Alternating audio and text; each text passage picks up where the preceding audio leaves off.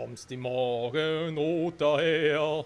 Ja, ganz ehrlich, bei dem Himmel können wir wirklich dazu tendieren, die Schweizer Nationalhymne zu singen. Willkommen zurück, Freunde, zu Pokémon Legend Arceus. So, vorne fliegt noch ein fliegendes Gardos, kennen wir bereits. Das atmen wir schon mal. Und ja, also ganz ehrlich, ey, haben ja alle Könige und Königinnen besänftigt, werden plötzlich aus dem Dorf gejagt. Vielen Dank dafür. Expeditionsleiter Demboku. Ganz kurz hier gucken. Es gibt offenbar ja einen Trick hier. Mit Waschakwil. Bin ich jetzt überhaupt hier? Aktuell bleibe ich auf derselben Höhe, okay. Wie geht der jetzt?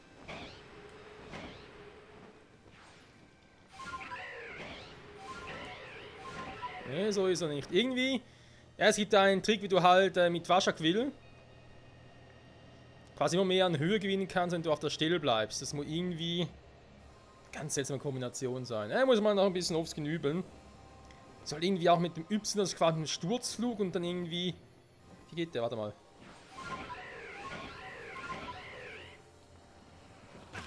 Hey, hat A gedrückt. Okay, krass.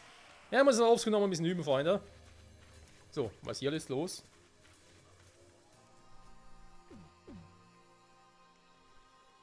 Der Himmel, was für ein Anblick. Scheiße ist er. Was geht nur vor sich? Ich will auch gerne wissen.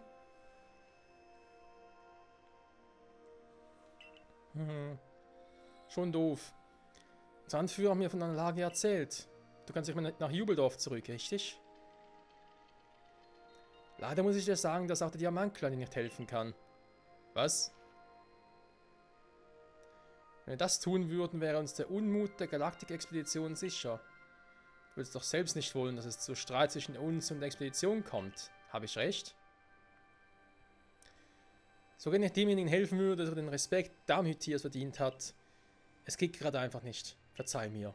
Ja, danke schön. Doch verliere nicht die Hoffnung. Die Zeit wird alle Probleme lösen. Du hast dein Schicksal bisher immer selbst geschmiedet und wirst es auch weiterhin so tun. Aha. Ja, und jetzt? Einfach alles vorbei oder was?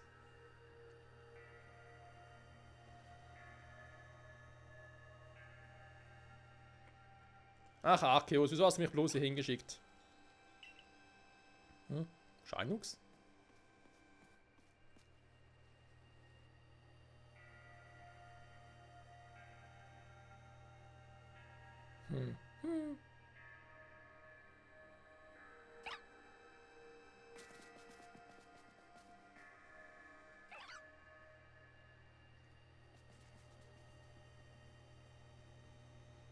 Ach ja, Pokémon sind schon was Tolles.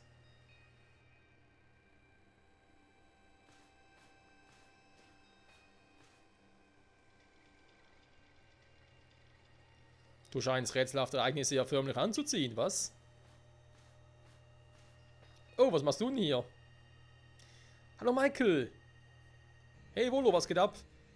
Ihr habt schon überall gesucht. Was dachte ich, hätte meinen liebsten Kunden verloren? Wieso Kunden? Ja, ihr habt noch nie was bei dir gekauft. Nur mit deinen anderen Gangmitglieder, Dingsbums. Ich weiß über dich und deine unglückliche Situation Bescheid. Guter Händler ist immer auf dem neuesten Stand. Wie es aussieht, werden dir der Diamantklan und der Perlklan keine Zuflucht gewähren. In der Galaktik-Expedition bist du natürlich erst recht nicht willkommen. Aber keine Sorge. Es gibt Teile der Hisui-Region, die selbst diese Leute noch nie zu Gesicht bekommen haben. Ich weiß genau, wo du runterkommen kannst. Überlass es nur mir. Okay.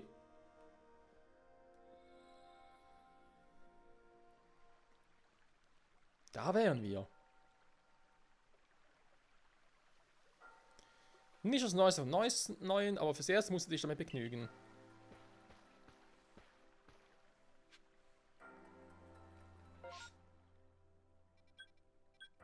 Hä? Uralte Siedlung. Okay. Wo kommt man überhaupt jetzt? Hä?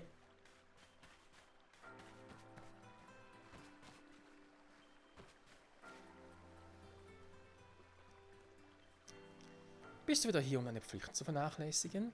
Nicht einmal, wenn der Himmel sich rot färbt, lässt du von einem marotten ab, was? Guten Tag, Fräulein Kokita. Heute bin ich nicht hier, um etwas über die Mythen der Gen Hisuis zu lernen.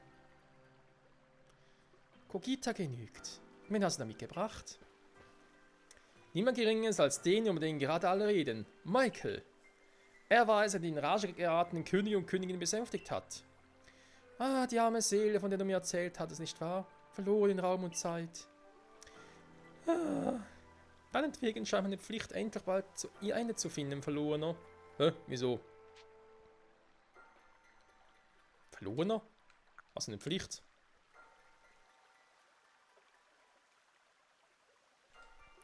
Der Riss im Raumzeitgefüge muss geschlossen werden, sonst geraten Raum und Zeit aus dem Gleichgewicht. Dieses Desaster zu verhindern ist deine Aufgabe, Verlorener. Das wird ein längeres Gespräch. Warum kommst du nicht in mein bescheidenes Heim?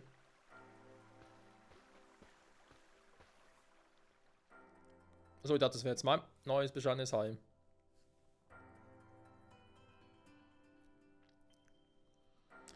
Es heißt, der Riss im Raumzeitgefüge verbinde unzählige Dimensionen miteinander. In einer von ihnen, weit in dem Riss, verweilt das ehrwürdige Sinnoh. Das ist Diamant-Clans, das ist Perl-Clans.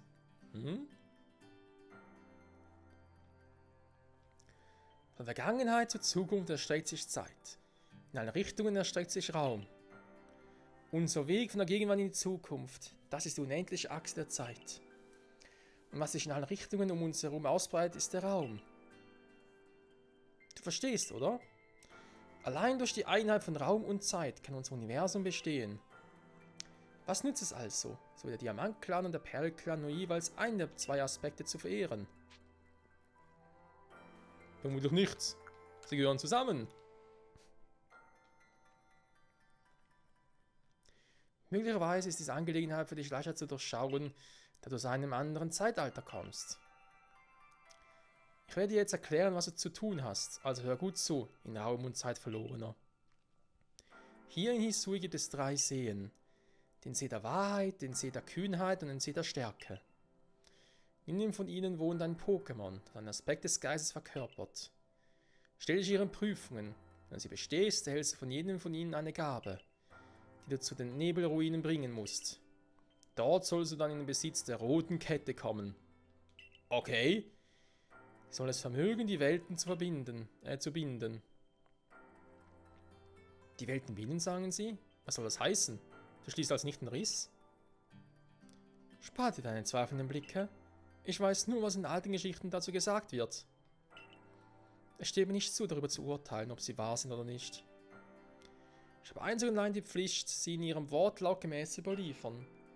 Wenn sich jemand schuldig gemacht hat, dann meine Vorfahren, die mir die Würde aufgetragen haben, diese Legenden weiterzugeben.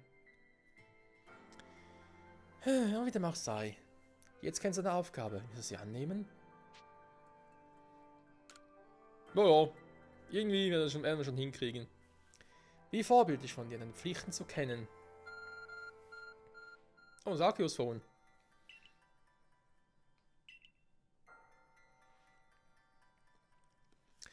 Bei Fräulein Kokitas Behausung gibt es übrigens eine Werkbank, die du benutzen kannst. Falls ein Materialmangel bietet er gerne meine Handelswaren an. Zum richtigen Preis versteht sich. Hehe. Was mit der Weide? Wo kann ich rasten und nicht rosten? Tja, bin mir nicht sicher, was du wegen der Weide tun könntest. Aber... Nanu, dieser Rufheben, hat sich etwa ein Pokémon hier verirrt? Kümmere dich bitte darum. Schon recht. Gehen wir, Michael. Von wem stammt es denn überhaupt ab? Weil ganz ehrlich, das mit den 3 Seen, dass sogar dieselben Namen tragen in der Zukunft und das mit der roten Kette, das ist alles wie in, ja, in der Zukunft eben. Aber warum? Oh, ein Abra. Von wo hast du dich denn hier teleportiert, hm? Ist das Abra von Celestis? Hat es einen Brief? Und, er ist für dich, Michael. Du liest den Brief. Michael, du kannst ein Pokémon nutzen, um auf deine Pokémon auf der Weide zuzugreifen. Außerdem habe ich dafür gesorgt, dass dir die Basislager weiter zur Verfügung stehen. Vertraue darauf, dass du nach deinen hervorragenden Leistungen als Mitglied des Forschungstrupps auch diese extraordinäre Situation schnell bewältigen wirst. Celestis, Kommandantin des Forschungstrupps. Ah, doch! Und sind's gute News? Yep. Na schön. Dann sollst du dich jetzt wohl auf den Weg zu diesen 3 Seen machen. Mir ist sicher, dass eine Menge harte Arbeit vor dir liegt. Vielleicht findest du ja jemanden, der dir dabei helfen kann. Der Händler steht wie immer mit einem klugen Rat zur Seite, wie ich sehe. Das erste ist es mir gelungen, meinen Clan zu beruhigen. Die Wächter behalten die Königin und Königin im Auge, und es scheint nichts Ungewöhnliches festgestellt zu haben. Die Lage ist also noch einigermaßen entspannt. Trotzdem kann ich nicht in die große Glocke hängen, dass ich dir helfe. Uns öffentlich dem Willen von der Expeditionsleiter dem Bogen zu widersetzen, wird die Beziehungen zwischen den Clans und der Galaktik-Expedition zerrütten. Um die Sache kurz zu machen, wir haben uns entschieden, dir heimlich zu helfen. Damit wir nicht so viel Aufmerksamkeit erregen, musst du dir allerdings einen von uns aussuchen. Auch wenn ziemlich klar ist, wer das sein sollte. Die Jahre von Diamantklan und Perl. Ah, okay, das ist hier diese Entscheidung war, wo es darum geht quasi, welches der beiden Legis wir nachher treffen werden. Also Dialga oder Palkia. Aber keine Sorge, ich war da auch zuerst ein bisschen beunruhigt, aber wir können trotzdem beide fangen. Ne? Also sowohl Dialga als auch Palkia. Es geht aber auch mehr darum, welches wir zuerst treffen werden, wenn ich das richtig verstanden habe. Dann nehme ich... Ja, sorry, Diam, aber eine Frau an meiner Seite passt besser. Hey, natürlich entscheidest du dich für mich. Immerhin habe ich dir all nötige Material bereitgestellt, um Alexander zu besänftigen. Wir haben gemeinsam die Ruhegaben hergestellt. Ich habe nichts anderes von dir erwartet. Die Entscheidung wirst du nicht bereuen. Und wie übrig bleibt, tut was? Ich glaube, du hast sowas nicht ganz verstanden. Ich bin nicht übrig geblieben. Michael hat mir einfach die schwierigste Aufgabe überlassen, weil er mir am meisten vertraut. Ich werde Expeditionsleiter den Buch im Auge behalten und noch Bescheid sagen, wenn sich ein Problem anbahnt. Ja, natürlich. Dann sollten wir keine Zeit verlieren und gemeinsam zum See aufbrechen. Den Weg dorthin kann ich alles richtig erklären. Welchen See meinst du? Wieso gibt es 3 große Seen? Ja, wie dem auch sei. Lass uns das erste aufbrechen. Das besprechen wir später. Ich würde euch auf der Reise dorthin zwar gern begleiten, aber wenn dem Poker davon Wind bekäme, hätten wir ein großes Problem. Dann machen wir allein auf dem Weg zu unserem Treffpunkt. Perla. Du und Michael macht das schon. Glaube ich auch. 3 Hauptmissionen. Ching, ching. Jetzt kann ich also auswählen, wa? Ja, gut. Gut. Aber auch ein bisschen schlecht. Oh, ist zumindest ganz hübsch hier. Aber wo bin ich denn jetzt hier überhaupt, wenn man ganz kurz fragen darf?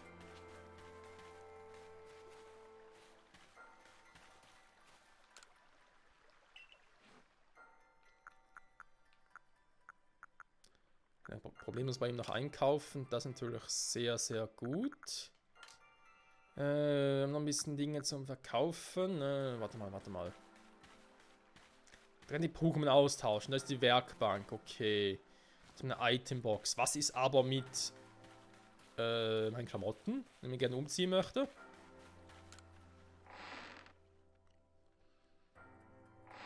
Und schlafen?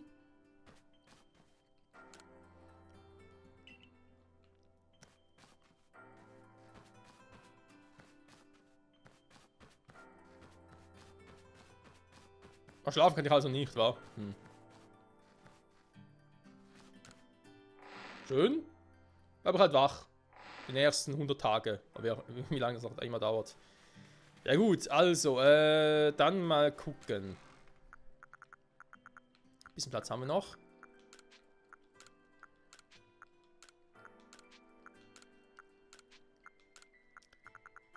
Meistersamen, gut, das geht natürlich momentan nicht, weil die Attacke meißen lassen und so.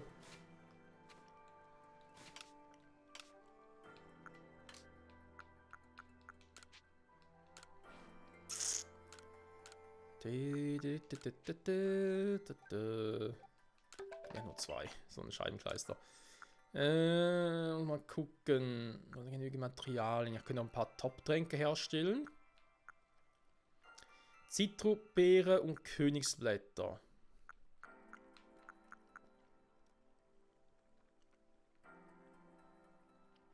Krass, war eine Top-Genesung. Mache ich aus dem Top-Trank und einem Hyperheiler.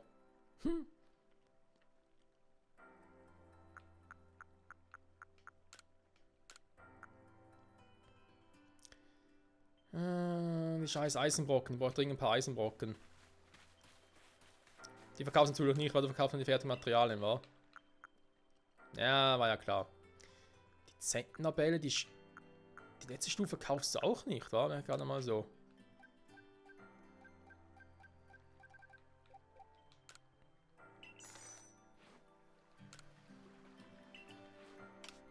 Dann mache ich es so, dass ich jetzt halt mal...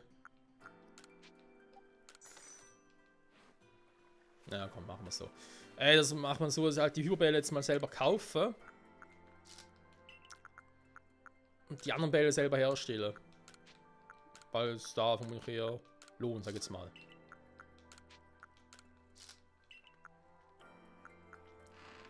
So, 8 Tonnenbälle, zack. Nein! So. Aha, wenn ich es von hier nehme, kann ich direkt die Materialien von der Box nehmen. Das ist natürlich praktisch.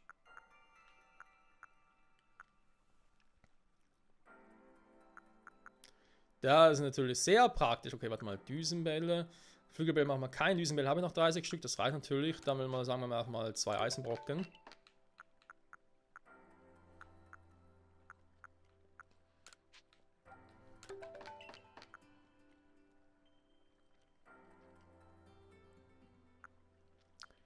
Übertragen muss ich aus dem Supertrank machen. Nee, warte mal, damit warten wir noch.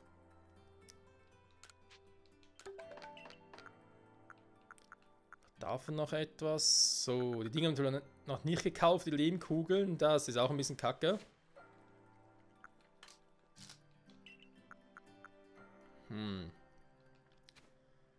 Okay, die Pokémon, wa? Warte mal.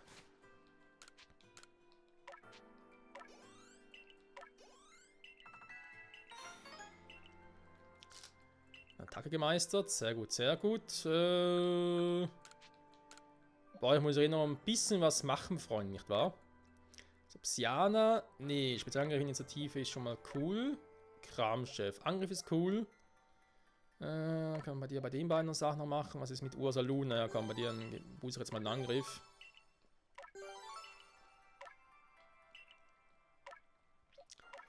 Viscongon, Angriff, dann machen wir einen Spezialangriff.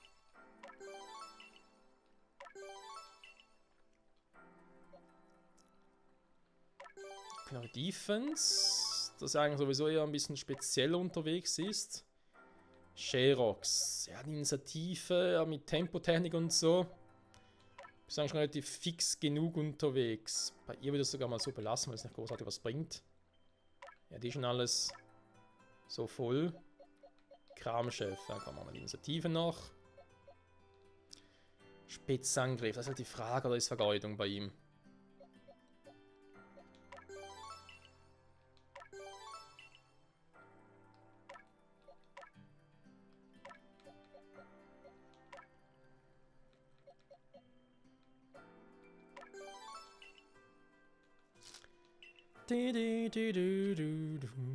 So vergeht die Zeit. Also umziehen geht leider nicht, Freunde, das ist gerade ein bisschen doof, weil jetzt, vor allem jetzt, wo sie ja anbieten, weil jetzt sowieso verbannt wurden und auf uns allein gestellt sind, mehr oder weniger. So, die Pokémon von der Weide, was kann man hier Neues machen? Ich meine, wir haben hier noch Quiekel, wir haben noch Inkognito.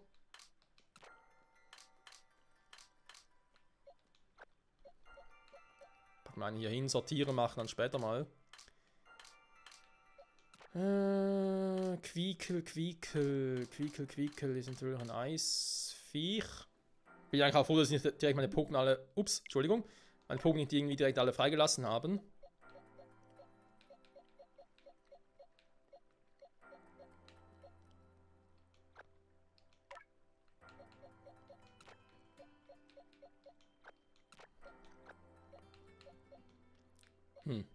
Also alle Pokémon hier, krass. So. Dann mal gucken, Freunde. Werden wir irgendwie unser Team jetzt schon mal wieder ein bisschen anpassen? Was komplett Neues mitnehmen.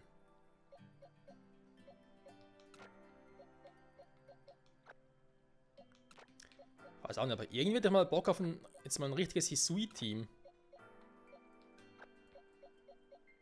Oh, Nasenjuck, Moment.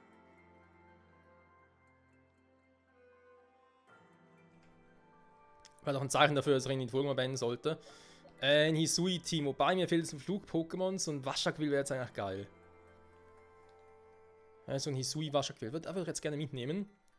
So, damit hier wieder mal reinnehmen. Haben wir schon lange nicht mehr drin gehabt.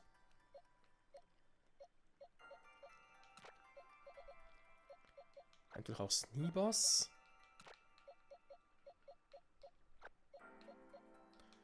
Dann mache ich was komplett anderes.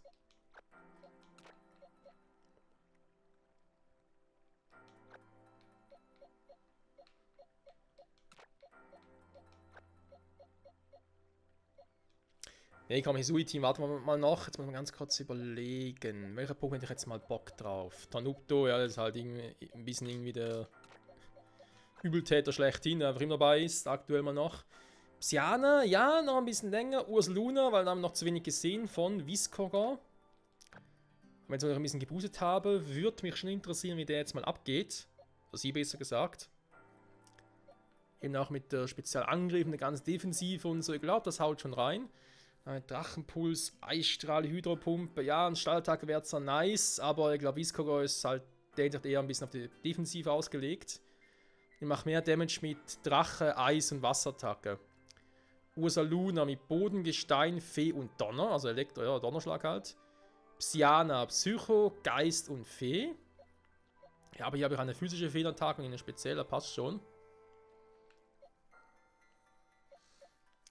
Dann der gute alte Sherox. Warte mal, ne? Ursaluna ist eigentlich schon mehr auf KP, war also.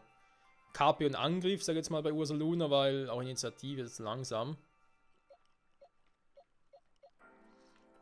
Das ist eigentlich auch ein bisschen tanky. Sherox, ja.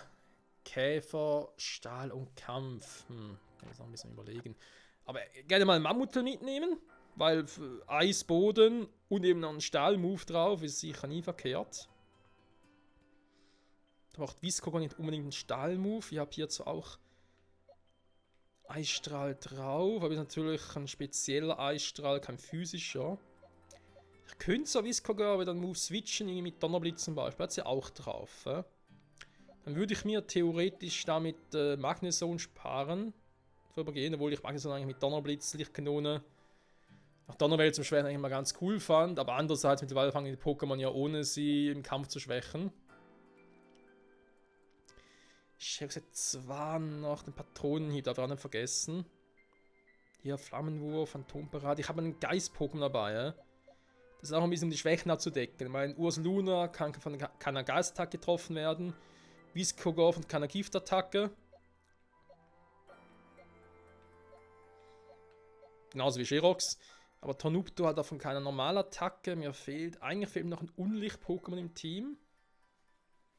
Und noch Psycho-Moves abzufangen. Deswegen überlege jetzt halt doch, warte mal. Eisenschädel, Nahkampf, Patronenhieb. Was kann man da noch mitnehmen? Doch irgendwie wieder mal Shelterra. Das Pflanzen-Pokémon. Ein Boden-Move braucht halt momentan nichts.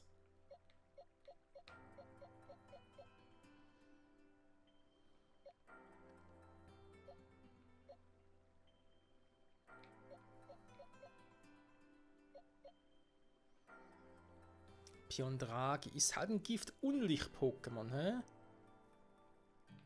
Doch ein Eiszahn drauf, das könnte man dann eigentlich auch irgendwie abwandeln durch einen anderen Move.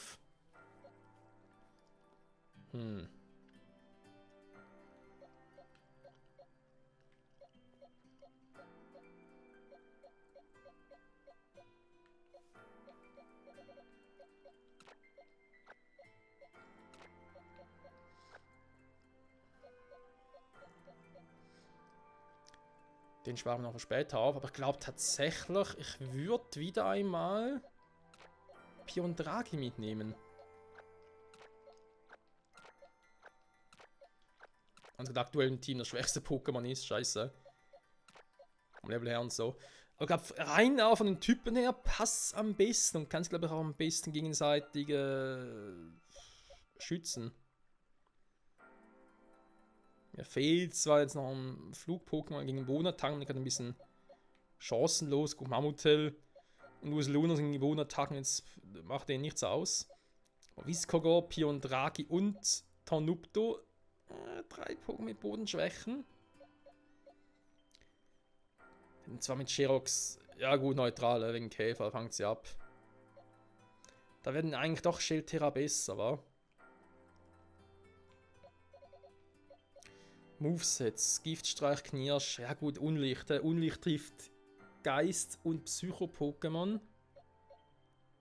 Aber ich habe mit Geistattacke auch und ich habe hier Spukball drauf und hier Phantomparade. Also eigentlich müssen wir hier doch ganz ehrlich sagen, Piondragi braucht es momentan in der Teamkonstellation gerade nicht.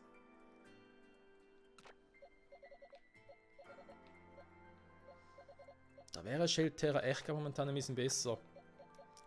Auch alles ein bisschen besser abzufangen, weil jetzt haben wir Pflanze Boden, das heißt wir haben noch zweimal eine Stallschwäche. Wir haben zwar auch zweimal jetzt eine Feuerschwäche, aber wir haben noch Tornupto und Ursaluna, um reinzuswitchen. Viscogor keine Schwäche, ist einfach neutral. Theoretisch können wir auch mal Knacker reinpacken. Ja, Dampfwalz und so. Ja, Schildterra ist so am Bodenpunkt wie Ursaluna, macht natürlich auf dem Bodentyp jetzt nicht viel Damage. Das ist mir um ein bisschen noch Coverage zu bieten und sage jetzt mal einfach mit Schlafpfoten so noch was zu machen, wenn ich halt wirklich irgendwie einen Pflanzenmove brauche. Das heißt irgendwie gegen ein Wasser-Boden-Pokémon. Hat wohl eine Eisschwäche. Viscogor nicht mehr, ist resistent.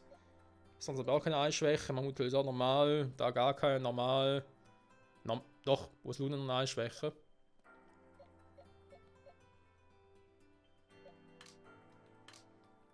Ja komm, versuchen wir es mal, Freunde. The Good Old Team, vielleicht muss mal Schildterra nochmal ein bisschen was machen hier. Attacken verwalten auch, unter anderem.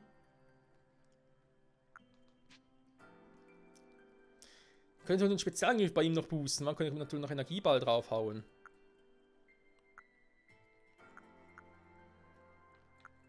Oder stattdessen Erdkräfte. Beim physischen Bodenmove habe ich ja schon bei Ursaluna.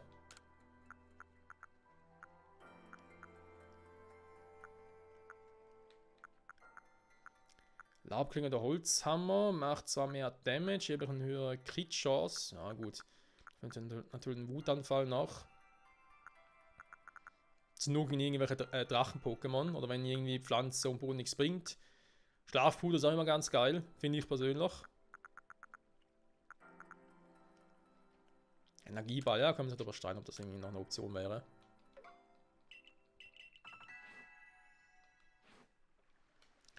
Okay, Freunde, wenn wir mal sagen,